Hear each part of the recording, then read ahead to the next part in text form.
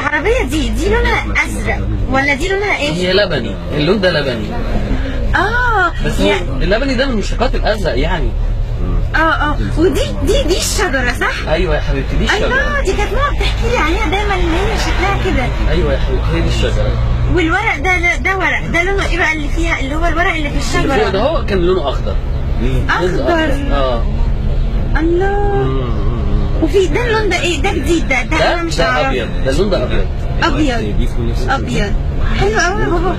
الله يا عيني يا حرام، دي زي القمر، تبقى انها هبله ولا مجنونه ولا متخلفه ولا ايه؟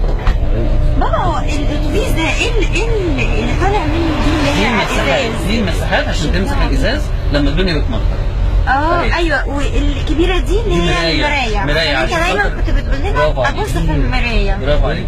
مؤاخذة حضرتك نعم. معلش يعني انا اسف في السؤال اللي هسأله.